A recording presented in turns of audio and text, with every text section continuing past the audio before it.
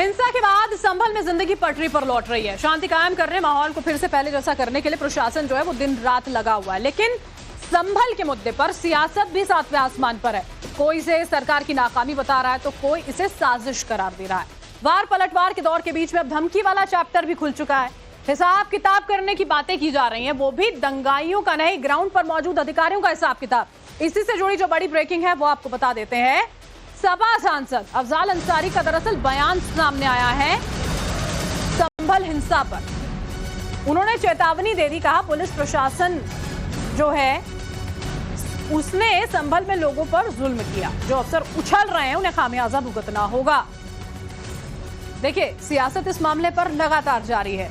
ये कहा जा रहा था ना लगातार, इंसाफ की मांग इस बात को लेकर है कि जो दंगाई हैं उनके खिलाफ सख्त से सख्त एक्शन होना चाहिए। लेकिन अफजाल अंसारी ये कह रहे हैं कि अधिकारी उछल रहे हैं, चेतावनी दे रहे हैं। वो उनका ये कहना है कि जो अफसर उछल रहे हैं उन्हें खामियाजा भुगतना होगा। संभल में लोगों पर जुल्म किया गया।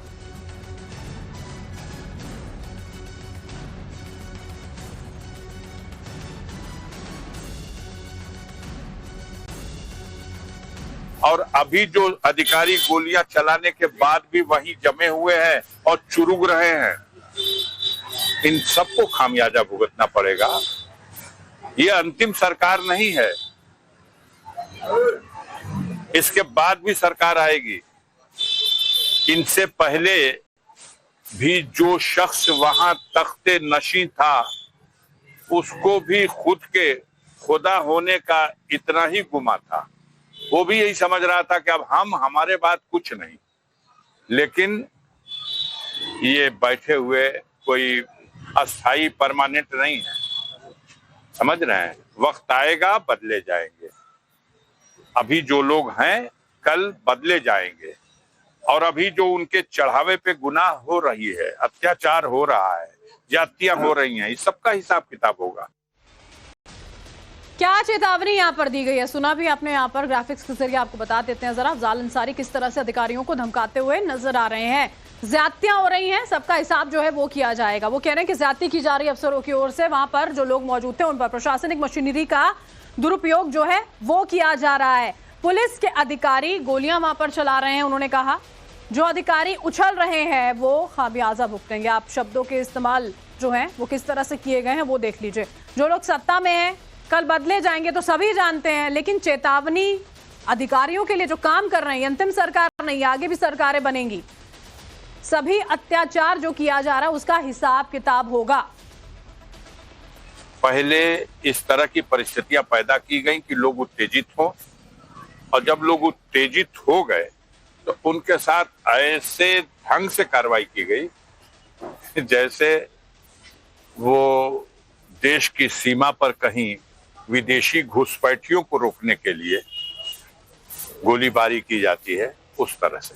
अब तो ये लोग प्रशासनिक मशीनरी का दुरुपयोग करके न्यायिक सेवा में बैठे हुए पदाधिकारियों को भी धमकाने, डराने और अपने दबाव में लेने और अपना मनचाहा कार्य कराने के लिए विवश कर रहे हैं।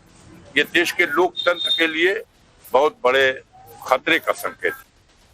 और मनीष यादव हमारे संवाददाता इस वक्त लाइव हमारे साथ जुड़ चुके हैं, सीधा उन्हीं कर लेते हैं। मनीष, अफजाल अंसारी कह रहे हैं कि लोगों को उकसाया गया, प्रशासनिक मशीनरी का दुरुपयोग होता और सीधे तौर पर चेतावनी अधिकारियों के लिए।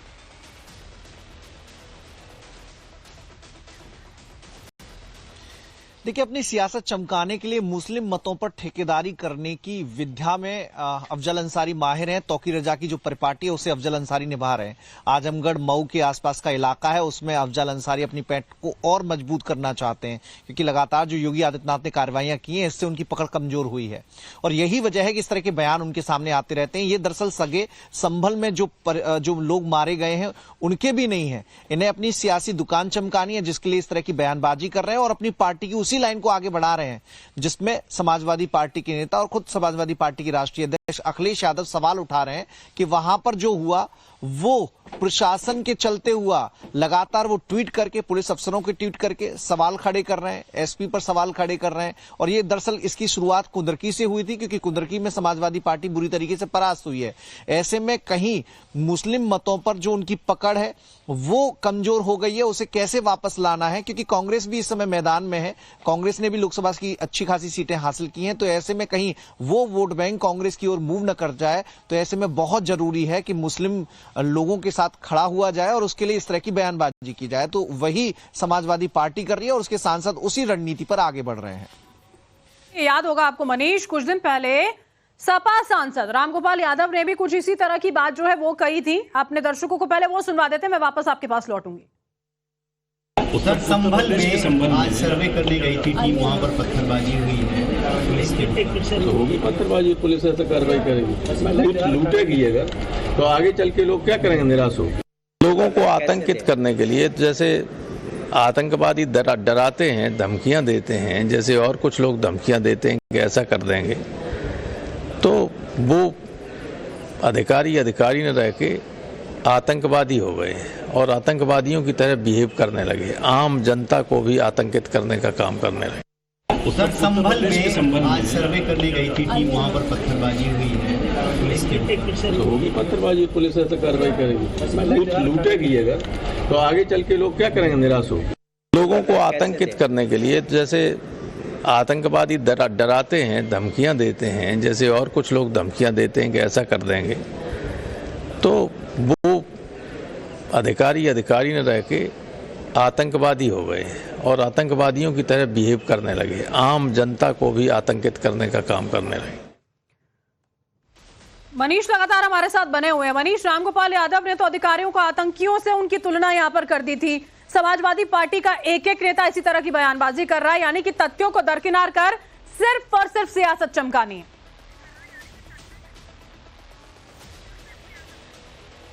देखिए, यूपी में योगी सरकार एक सूत्री एजेंडे पर काम कर रही है कि यूपी को अपराध मुक्त बनाना है। यूपी में अपराधियों की कोई जगह नहीं है और इसके लिए पुलिस प्रशासन लगातार काम कर रहा है। गुंडे माफियाओं के खिलाफ चुन चुनकर कार्रवाई की जा रही है। समाजवादी पार्टी को शायद यही बात नागवार गुजर रही है। जिस पुलिस की पीठ थपथपानी चाहिए कि लगातार अपराधियों का ग्राफ कम हो रहा है उत्तर प्रदेश में, लेकिन समाजवादी पार्टी को अपनी सियासत के चलते निशाना साधना पड़ रहा है। पुलिस जिसका काम लॉ एंड ऑर्डर को मेंटेन करना है और उसके लिए चाहे वो लाठीचार्ज करना पड़ा हो और जरूरत सख्त कार्रवाई की रही हो तो वो की जाती रही है, लेकिन उस पुलिस को आतंकी बताना, इससे जाहिर होता है कि समाजवादी पार्टी किस मानसिकता के साथ काम कर रही है। समाजवादी पार्टी के नेता राजनीति को किस स्तर तक ले जा रहे हैं कि जहां पर पुलिस पर उन्हें निशाना साधना पड़ रहा है। संभल में हालात किसी से छिपे नहीं है। लगातार एक के बाद एक वीडियो वायरल हुई है जिसमें सीसीटीवी फुटेज भी शामिल है कि कैसे लोग पुलिस पर पथराव कर रहे थे। पुलिस की पहली जिम्मेदारी थी कि वहां पर लॉ एंड ऑर्डर मेंटेन करे और पथराव को रोका जाए, उपद्रवियों को वहां से तितर बितर किया जाए, और उसी हिसाब से कार्रवाई वहां पर की गई। ऐसा संभल के एसपी का बयान आया और पुलिस मुख्यालय की ओर से भी ये बराबर कहा जाता रहा है, ट्वीट के जरिए भी जानकारी दी जाती रही है। लेकिन बावजूद इसके समाजवादी पार्टी के प्रमुख राष्ट्रीय महासचिव रामगोपाल का ये बयान बताता है कि सियासत के चलते निशाना किसी पर साधना पड़े तो वो परहेज नहीं करते, गुरेज नहीं करते। और उसी पर पार्टी को समाजवादी पार्टी के बाकी नेता और सांसद अफजल अंसारी भी आगे बढ़ाते हुए नजर आ रहे हैं और खुलेआम धमकी भी दे रहे हैं कि सरकार ये नहीं रहेगी, आपको नौकरी करनी है, पुलिस प्रशासन के अफसरों को नौकरी करनी है, सरकारें आती जाती रहेंगी, तो अगर हमारी सरकार आएगी, चूंकि ये अंतिम सरकार नहीं है, तो फिर इसका बदला लिया जाएगा। तो एक तरीके से धमकी भी पुलिस प्रशासन के अधिकारियों को देते हुए अफजल अंसारी नजर आ रहे हैं। और ये धमकी पहली बार अफजल अंसारी ने नहीं दी है, बल्कि इनके भतीजे जो विधायक हैं, जो कि मुख्तार अंसारी के बेटे हैं, उन्होंने भी चुनाव के दौरान ये धमकी दी थी जब 2022 में विधानसभा चुनाव हो रहे थे। वो भी अफसरों को धमकाते हुए नजर आ रहे थे। तो ये शायद इनकी परिपाटी रही है और उसी परंपरा का निर्वहन अफजल अंसारी भी करते हुए दिखाई दे रहे हैं। बिल्कुल, और हमने देखा था जब यहाँ पर तस्वीरें निकलकर मनीष सामने आई थी,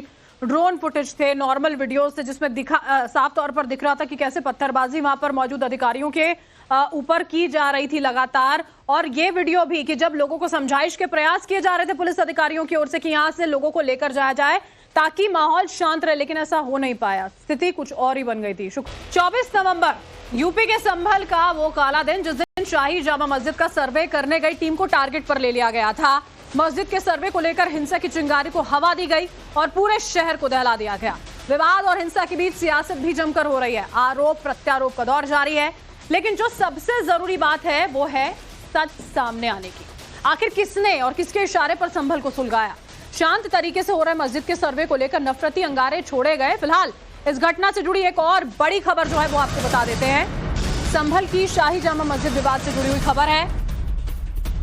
जांच आयोग की टीम आज संभल जाएगी। आज से हिंसा मामले की जांच शुरू की जाएगी। यूपी के संभल हिंसा को लेकर इस वक्त ये बड़ी खबर। न्यायिक जांच आयोग की टीम संभल पहुंचने वाली है। मुरादाबाद से संभल के लिए न्यायिक जांच आयोग की टीम थोड़ी देर में रवाना होगी। कल ही मुरादाबाद पहुंच चुकी थी टीम। संभल हिंसा की जांच करने के बाद अपनी रिपोर्ट 2 महीने में सीएम योगी को ये टीम सौंपेगी। वहीं 10 दिसंबर तक संभल में नेताओं के जाने पर बैन लगा दिया गया। प्रशासन ने नोटिस जारी कर साफ कह दिया है कि अभी बाहरी लोगों की संभल में एंट्री नहीं है। तो हिंसा मामले की जांच आज से शुरू होने वाली है। जो टीम है वो वहां पर पहुंचने वाली है। न्यायिक आयोग की 3 सदस्यीय टीम जो है वो पहुंचेगी। जो हिंसा हुई थी सर्वे के दौरान उसकी जांच की जाएगी। संभल का दौरा आज होगा। अब ये कहा जा रहा है कुछ ही देर में संभल ये टीम जो है पहुंच जाएगी मुरादाबाद से निकलने के बाद, और अलग अलग बिंदुओं की जांच न्यायिक जांच आयोग की ओर से की जानी है। और जांच समिति अपना काम करेगी और ये तय करेगी कि आगे क्या करना है।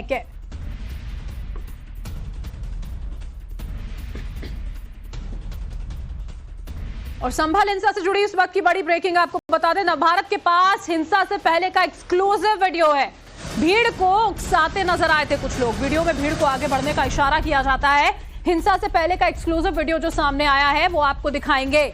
इस वीडियो में आप देख पाएंगे कि गलियों में भीड़ आपको उमड़ी हुई नजर आएगी और किनारे खड़े कुछ लोग हैं, आगे बढ़ने का इशारा वो कर रहे हैं। ये देखिए, ये तस्वीरें यहाँ पर आप देख पा रहे हैं। यहाँ पर गली में भीड़ जो है वो इकट्ठा हो रखी है और यहाँ से लोग इशारा करते हुए नजर आ रहे हैं भीड़ को आगे बढ़ने के लिए। थोड़े से लोग नहीं है यहाँ पर, लगातार ये भीड़ बढ़ती चली गई थी। और वीडियो के माध्यम से ये बिल्कुल स्पष्ट हो रहा था कि जितने भी लोग भीड़ के आसपास आए थे, पहुंचे थे, समझाइश के प्रयास नहीं हो रहे थे। ये नहीं कहा जा रहा था कि ये सब ना किया जाए, लेकिन इस भीड़ में शामिल होते हुए लोग चले गए। तस्वीरों में आप यहाँ पर देख सकते हैं कोने पे खड़े हुए जो लोग हैं वो बाकी लोगों को बुलाते हुए नजर आ रहे हैं। इन तस्वीरों में स्पष्ट हो रहा है कि कैसे उकसाने का काम किया जा रहा था। कई आरोपियों की गिरफ्तारी हो चुकी है। अलग अलग पूछताछ, आमने सामने बिठाकर पूछताछ जो है वो यहाँ पर की जा रही है।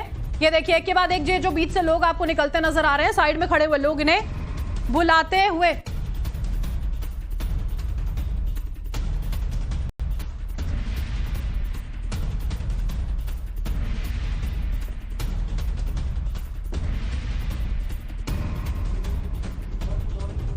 ये देखिए, ये तस्वीरें यहाँ पर आप देखेंगे। ये देखिए, ये तस्वीरें आप बीच में देखिए। यहाँ पर ये जो कुछ लोग मौजूद हैं, आप इन लोगों को देखेंगे तो आप समझ पाएंगे कि कैसे पीछे से लोगों को बुलाते हुए नजर आ रहे थे।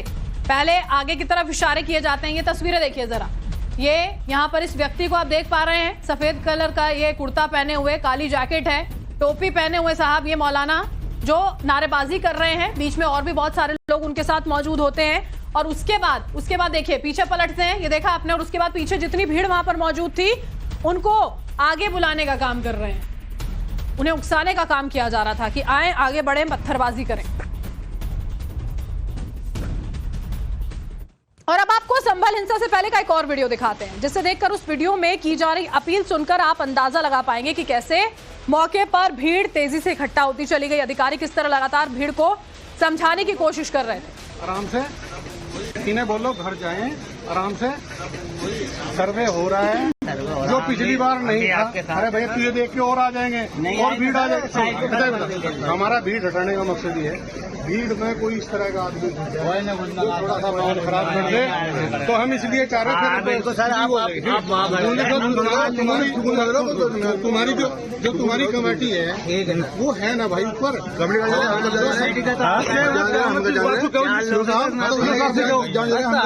भी नहीं जो जाने का दे रहे हैं। 4 लोग उनके हैं, दूसरा पक्ष है और 4 आप।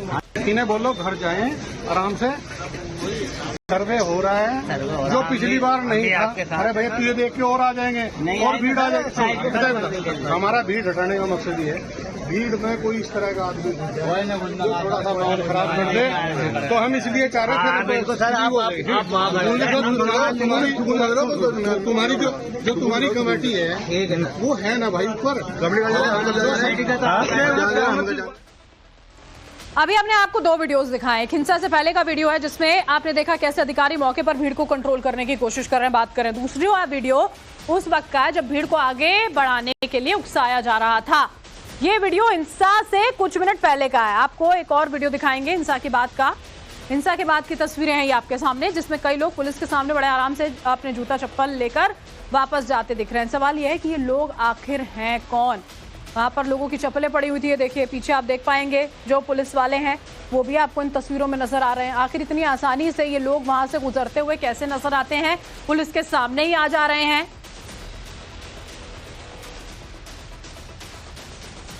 तो अलग अलग तस्वीरें देखिए। एक तस्वीर आई जब भीड़ को समझाने की कोशिश पुलिस अधिकारी की ओर से लगातार की जा रही थी, वो आप देख रहे थे जब लोगों को समझाया जा रहा था कि सबको लेकर जाया जाए, माहौल ना खराब करें। दूसरी तस्वीर जिसमें भीड़ को आगे बढ़ने का इशारा करते हुए वहां पर सड़कों पर लोग नजर आते हैं, आगे बढ़ने के लिए इशारा करते हैं। और हिंसा के बाद हिंसा हो जाती है और उसके बाद ये लोग अपने जूते चप्पल लेने पुलिस के सामने ही पहुंच जाते हैं। इस बात को लेकर भी सवाल खड़े हो रहे हैं। तुम्हारी कमेटी है वो है